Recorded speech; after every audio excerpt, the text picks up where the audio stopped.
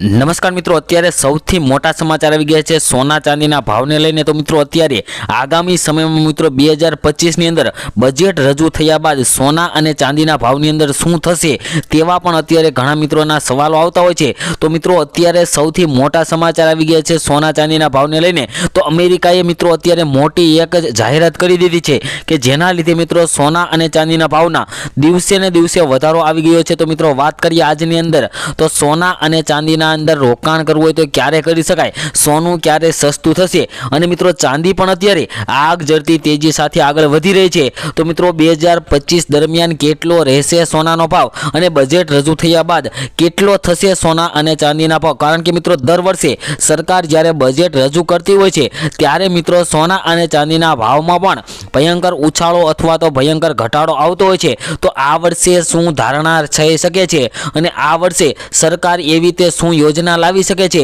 કે જેના લીધે બજેટ રજૂ થયા બાદ સોનું સસ્તું થઈ શકે અને સોનું સસ્તું થવાના મુખ્ય કારણો કયા છે તે પણ આપણે આ વિડીયોની અંદર વાત કરવાના છીએ। તો જે મિત્રોને સોના અને ચાંદીની અંદર રોકાણ કરવાનું હોય તેમજ સોના અને ચાંદીની ખરીદી કરવાની હોય, જે મિત્રોના અત્યારે લગ્ન હોય તેવા મિત્રો માટે આ વિડીયો ખૂબ જ મહત્વનો સાબિત થવાનો છે, કારણ કે મિત્રો આ વિડીયોની અંદર આપણે આ તમામ વિડીયોની અંદર વાત કરવાના છીએ માહિતીની। તો મિત્રો સૌપ્રથમ આપણે વાત કરી લઈએ કે 2025ની અંદર બજેટમાં શું ફેરફાર થઈ શકે। તો મિત્રો વાત કરીએ તો દર વખતે સરકાર બજેટમાં અમુક ફેરફાર કરતી રહે છે। આ વખતે પણ બજેટમાં ફેરફાર થવાની આશા મિત્રો દેખાઈ રહી છે। એક આગાહી મુજબ આ વખતે સોનાના ભાવ સસ્તા રહેશે, કારણ કે મિત્રો અત્યારે છેલ્લા કેટલાક દિવસોથી સોના અને ચાંદીના ભાવમાં વધારો આવ્યો છે, કારણ કે મિત્રો 2024માં જ્યારે દિવાળી આવી ત્યારે મિત્રો સોનાના ભાવ 82,000ની સપાટી કૂદાવી હતી, પરંતુ મિત્રો અત્યારે આજના સોના અને ચાંદીના ભાવની વાત કરીએ તો મિત્રો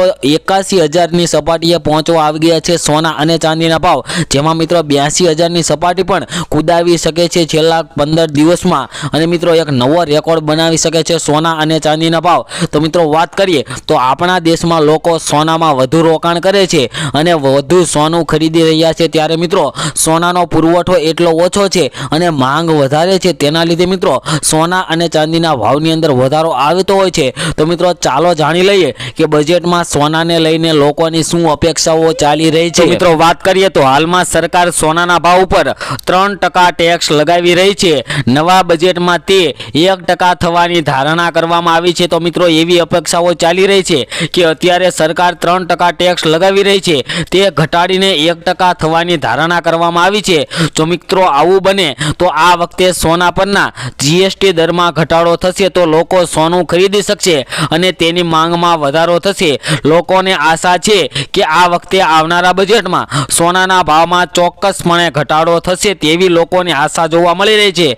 તો મિત્રો વાત કરીએ તો લેબમાં ઉગાડવામાં આવતા હીરા પર અપેક્ષિત ટેક્સ કાપ। મિત્રો અત્યારે વાત કરીએ તો હીરાના વ્યવસાય સાથે સંકળાયેલા લોકો ઈચ્છે છે કે હીરા પરનો ટેક્સ ઓછો કરવામાં આવે, જેના લીધે મિત્રો અત્યારે હીરાના વ્યવસાયની અંદર જે મંદીનો માહોલ જોવા મળી રહ્યો છે તે મિત્રો અત્યારે તેજીમાં જોવા મળે અને મિત્રો ટેક્સ ઓછો કરવામાં આવે તેવું મિત્રો 2025ની અંદર બજેટમાં કરવામાં આવે તો ઘણા મિત્રોને અત્યારે સોના અને ચાંદીની ખરીદી કરી શકે અને મિત્રો જે પ્રયોગશાળાની અંદર ઉગાડવામાં આવતા હીરાની ગુણવત્તા અને માંગ વધારવા માટે પ્રયોગશાળામાં ઉગાડવામાં આવતા હીરા અને કુદરતી હીરાના દરમાં તફાવત હોવો જોઈએ। હાલમાં વાત કરીએ તો પ્રયોગશાળામાં ઉગાડવામાં આવતા હીરા અને કુદરતી હીરા પર ટેક્સનો દર સમાન છે। હાલમાં બંને ઉપર જોઈએ તો મિત્રો 3% ટેક્સ જોવા મળતો હોય છે અને મિત્રો કાઉન્સિલિંગ દ્વારા એવું પણ સૂચન કરવામાં આવ્યું છે કે આ બે યોજનાઓ શરૂ થવાની સાથે ઈએમઆઈ અને ગોલ્ડ મોનેટાઇઝેશન સ્કીમની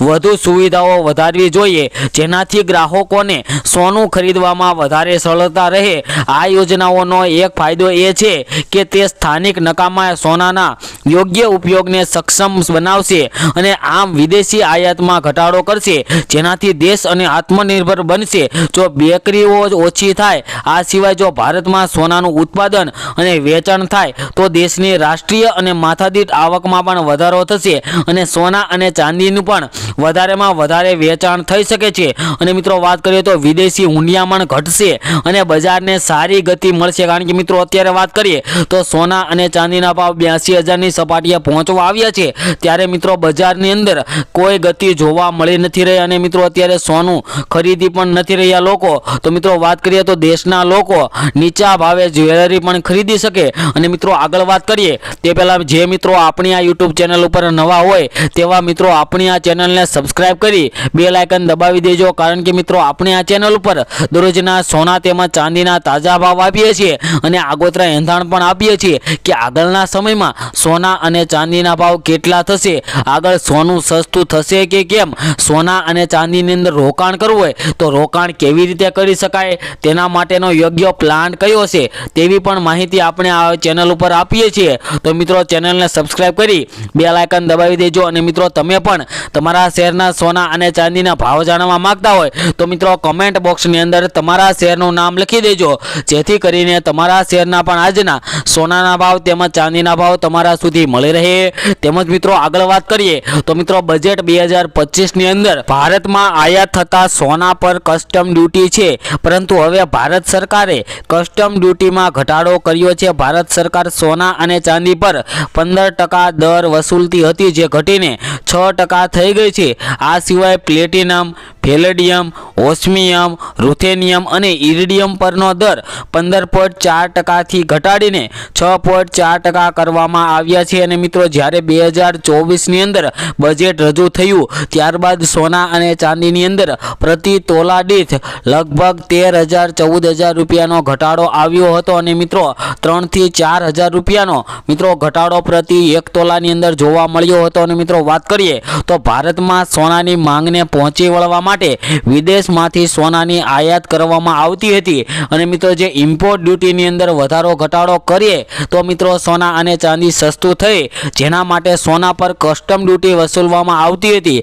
ભારતમાં સોનાની આયાત પર કસ્ટમ ડ્યુટી 12.5% હતી, જે ભારત સરકાર દ્વારા ઘટાડીને 10% કરવામાં આવી છે. અને મિત્રો આવી જ રીતના જો આ વર્ષે પણ મિત્રો કસ્ટમ ડ્યુટીની અંદર ઘટાડો કરે તો મિત્રો ઇમ્પોર્ટ ડ્યુટીમાં જો ઘટાડો થાય તો સોના અને ચાંદીની અંદર ઘટાડો થઈ શકે છે. અને મિત્રો હવે આપણે આજના સોના અને ચાંદીના ભાવની વાત કરી લઈએ, જેમાં મિત્રો આપણે સૌપ્રથમ આજે ચાંદીના ભાવની વાત કરીશું. જેમાં 1 ગ્રામ ચાંદીના ભાવ છે આજે 90 રૂપિયા, 10 ગ્રામ ચાંદી 902 રૂપિયામાં, જ્યારે 100 ગ્રામ ચાંદીના ભાવ 9,028 રૂપિયા. અને મિત્રો 1 કિલો ચાંદીનો ભાવ 90,280 રૂપિયા જોવા મળી રહ્યો છે. જે મિત્રો કાલની તુલનામાં જોઈએ તો ચાંદીના ભાવમાં મિત્રો આજે ફરી એકવાર વધારો જોવા મળી રહ્યો છે. તો મિત્રો હવે આપણે સોનાના ભાવની વાત કરીએ તે પહેલા મિત્રો છેલ્લી 24 કલાકના સોનાના ભાવનો ગ્રાફ જોઈએ તો ગ્રાફમાં પણ મિત્રો તમે જોઈ શકો છો કે આજે ફરી એકવાર સોનાના ભાવમાં વધારો થયો છે. તો હવે આજના સોનાના ભાવની વાત કરી લઈએ, જેની અંદર મિત્રો 22 કેરેટ સોનાના ભાવ જોઈએ તો 1 ગ્રામ સોનાના ભાવ છે આજે 8,454 રૂપિયા, 10 ગ્રામ સોનું 84,540 રૂપિયામાં, જ્યારે 100 ગ્રામ સોનાના ભાવ 8,45,400 રૂપિયા જોવા મળી રહ્યા છે. જે મિત્રો કાલની તુલનામાં જોઈએ તો 100 ગ્રામ સોનાના ભાવમાં જે 2,410 રૂપિયાનો મિત્રો ફરી એકવાર ભયંકર વધારો જોવા મળી રહ્યો છે. તેમજ મિત્રો હવે આપણે 24 કેરેટ સોનાના ભાવ ઉપર નજર કરીએ તો 1 ગ્રામ સોનાના ભાવ છે આજે 8,942 રૂપિયા, 10 ગ્રામ સોનું 89,420 રૂપિયામાં, જ્યારે 100 ગ્રામ સોનાના ભાવ 8,94,200 રૂપિયા જોવા મળી રહ્યા છે. જે મિત્રો કાલની તુલનામાં જોઈએ તો 100 ગ્રામ સોનાના ભાવમાં આજે 2,320 રૂપિયાનો ભયંકર વધારો થયો છે. અને મિત્રો આવનારા સમયની અંદર જો વાત કરીએ તો મિત્રો આજે ફેબ્રુઆરી મહિનાનો છેલ્લો દિવસ છે. અને મિત્રો કારોબારી મહિનાના જે આ છેલ્લા દિવસના દિવસે પણ સોના અને ચાંદીના ભાવમાં વધારો થયો છે. તો આગામી સમયની અંદર પણ હજુ સોના અને ચાંદીનો ભાવ એક નવો રેકોર્ડ બનાવી શકે છે તેવા પણ મિત્રો અત્યારે સમાચાર આવી ગયા છે. તો જે મિત્રોને સોના ચાંદીની ખરીદી કરવી હોય તેવા મિત્રો માટે અત્યારે યોગ્ય સમય આવી ગયો છે. તો યોગ્ય સમયનો લાભ ઉઠાવીને મિત્રો તમે સોના અને ચાંદીની ખરીદી કરી શકો છો.